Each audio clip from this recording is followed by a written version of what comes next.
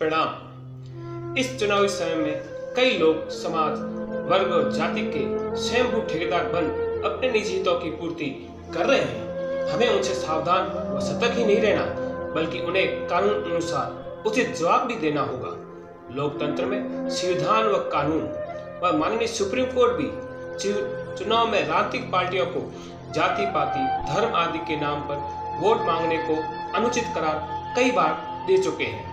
इसलिए कोई भी स्वयंभू ठेकेदार अपने निजी हितों की पूर्ति के लिए किसी जाति, वर्ग, संगठन आदि को किसी विशेष राजनीतिक दल का समर्थन देने की एक तरफा घोषणा कदापि नहीं कर सकता है। लोकतंत्र में मेरा वोट मैं किसे दूंगा, ये मेरे माँ बाप, परिजन, दोस्त आदि भी तय नहीं कर सकते, बल्कि ये केवल और केवल मैं स्वयं तय करूंगा। ये मेरा संविधान कानूनन अधिकार भी है। तो कुछ लोग जिनको मैं कभी नहीं मिला और ना ही जानता हूं, तो वे ये तय करने वाले कौन होते हैं कि मैं किस पार्टी को वोट दूंगा। कुछ समय पूर्व मूल ओबीसी नाम का एक संगठन बना, जिसकी कुछ बैठकें होने की जानकारी न्यूज़पेपर आदि माध्यमों से मिलती रहती थी। मूल ओबीसी जातियों के विकास व उत्थान हेतु कोई संगठन बना है, ये खुशी की बहुत बड़ी बात थी। मूल ओबीसी की कुछ माह पूर्व एक आम सभा भी हुई, जिसमें मूल ओबीसी जातियों के अनुपात में बहुत ही कम लोगों की भीड़ जुट पाई थी। इस बैठक में अधिकांश मुख्य मंचासी व वक्ता कांग्रेस पार्टी व कुछ भाजपा समर्थक लोग थे, तो कुछ मौजूद लोग भी मंचासी हुए थे। उसी समय जो राजनीति की थोड़ी बहुत रुचि रखता है, वे समझ गया कि आने वाले चुनाव की बिस्नी चालू हो रही है। कुछ राजनीतिक महत्वाकांक्षी लोग मूल ओबीसी जातियों को आगे कर इस बैठक के माध्यम से अपनी अपनी पार्टी में अपना कद बढ़ाने या एमएलए की टिकट पाने या दबाव डालने का राजनीतिक खेल खेल रहे थे। और होता भी कुछ ऐसा ही नजर आ रहा है वर्तमान परिस्थितियों में, क्योंकि कुछ राजनीतिक लोग जो उस समय इस आयोजन में बढ़ चढ़कर भाग ले रहे थे और मंच पर बड़ी बड़ी एकता, मूल ओबीसी फर्स्ट व उसके उत्थान आदि की बड़ी बड़ी बातें कर रहे थे, उनमें कुछ लोग आज किस राजनीतिक दल या व्यक्ति का समर्थन कर रहे हैं, ये हम में से किसी से भी छुपा नहीं है। मूल ओबीसी संगठन के कुछ लोगों ने एक तरफा कांग्रेस पार्टी को समर्थन देने की घोषणा की है, जो कतई उचित नहीं। मूल ओबीसी संगठन यदि कानून अनुसार पंजीबद्ध संगठन है, तो उसको किसी राजनीतिक दल का समर्थन सार्वजनिक रूप से करना नहीं चाहिए था। ये एक सभ्य संगठन व उसके पदाधिकारियों को शोभा नहीं देता। राजनीति के कुछ भी नियम होते हैं और राजनीति के नियमों के तहत समाज हित में बहुत सोच समझकर राजनीतिक कदम हमें उठाने चाहिए, क्योंकि एक दल का समर्थन देने से दूसरा दल स्वतः ही नाराज हो जाएगा, भले ही उस दल या व्यक्ति को मूल ओबीसी के लोगों ने अपने अपने विवेक के अनुसार अधिक वोट ही क्यों न दिए हो। इसलिए ये निर्णय भविष्य में मूल ओबीसी जातियों के लिए अहितकारी साबित कहीं ना हो जाए, जो कोई भी समझदार व्यक्ति व समाज नहीं चाहेगा। एक कहावत भी है कि जो व्यक्ति, नेता, संगठन अपने ध्येय से भटक जाता है, उससे ना उसका भला होता है, ना उसके समाज का, ना ही देश का। इसलिए हमें देश के भले के लिए सोचना चाहिए। दूसरी बात, मूल ओबीसी संगठन ओबीसी की कई जातियों से मिलकर बना है, ये कहा जाता है, जबकि मूल ओबीसी कई जातियों का ठेकेदार वो कैसे व किस अधिकार से बना है, इसका कहीं भी सार्वजनिक रूप से उल्लेख नहीं है। क्योंकि मूल ओबीसी में करीब 15 से 20 जातियां आती है और हर जाति में कई गोत्र है, और जब हर जाति का अध्यक्ष उस समाज के लोगों को सर्वसम्मति या चुनाव द्वारा चुना जाता है और उसके हर काम को कानून अनुसार उस समाज की कार्यकारिणी और समाज की आम सभा से पारित करवाना होता है।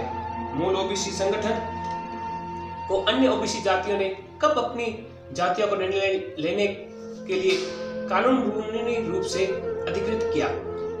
नहीं किया ना।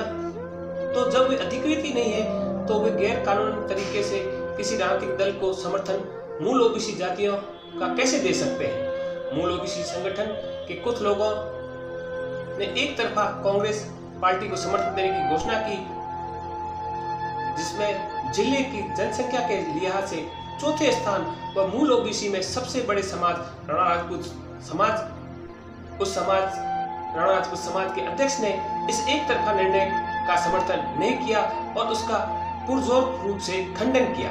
और भी कई समाज अध्यक्षों ने मूल ओबीसी संगठन की कांग्रेस पार्टी को समर्थन देने के संबंध में हुई बैठक में भाग नहीं लेने की बात कही है और उस निर्णय से असहमति सार्वजनिक रूप से जारी की है और ये हर समाज के लिए उचित व हित में भी है।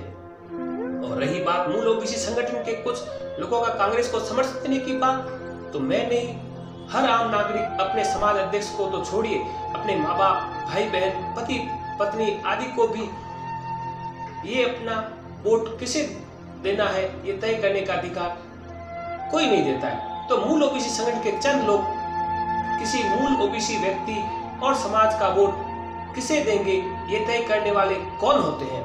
उन्हें ये अधिकार कानून और सामाजिक किसी रूप से भी नहीं मिला हुआ। इसलिए मूल ओबीसी संगठन के जिन चंद लोगों ने अन्य ओबीसी जातियों का कांग्रेस को समर्थन देने की बात की है वे गैर कानूनी और अव्यवहारिक है। हाँ, ये चंद लोग अपने अपने मत का समर्थन किसी व्यक्ति दल को देने के लिए कानूनी रूप से स्वतंत्र है।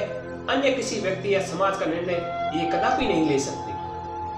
और जो मूल ओबीसी संगठन है उसने अभी तक मूल ओबीसी का किस जाति के व्यक्ति, परिवार, समाज के हित में काम किया है, कितना काम किया है, वे भी सार्वजनिक रूप से करे। कितने मूल ओबीसी व्यक्ति परिवार के साथ हुए अन्याय के खिलाफ उन्होंने आवाज उठाई है या कलेक्टर, एसपी, थाने में उसकी मूल ओबीसी संगठन के बैनर तले ज्ञापन या मोर्चा आदि कानून निकाल उस पीड़ित परिवार की सहायता की है, उसको भी सार्वजनिक करे जैसे उसने एक दल को समर्थन देने की बात सार्वजनिक की है। मेरा तो यही विनम्र निवेदन है कि जो मूल ओबीसी संगठन है वे सब मूल ओबीसी जातियों को साथ लेकर उनके विकास व बहुमुखी लाभ के लिए कार्य करे। किसी भी मूल ओबीसी जाति, परिवार, व्यक्ति के साथ अन्याय हो तो वे उसके साथ चट्टान की भांति हर दृष्टि से खड़ा रहे। मूल ओबीसी की कुरीतियों को दूर करने, अशिक्षा, गरीब मिटाने और उत्थान के लिए हर प्रयास करे। यदि मूल ओबीसी जातियों के मंच को चंद लोग अपने निजी राजनीतिक लाभ के लिए दुरुपयोग करते हैं तो ये कतई उचित नहीं है और बर्दाश्त के काबिल भी नहीं है। और जिन कुछ भाई लोगों को राजनीति करनी है तो वे राजनीति खुलकर करें, लेकिन मूल ओबीसी का मुखौटा पहनकर ना करें। रही चुनाव में मतदान की बात, तो हर मूल ओबीसी का व्यक्ति बहुत ही जागरूक है। उसे मालूम है कि उसके क्षेत्र का, समाज का विकास कौन सा व्यक्ति व कौन सा दल कर सकता है। हर समाजजन अपने अपने विवेक अनुसार अपने मतदान का स्वतंत्रता पूर्वक प्रयोग करे। जय हिंद, वंदे मातरम।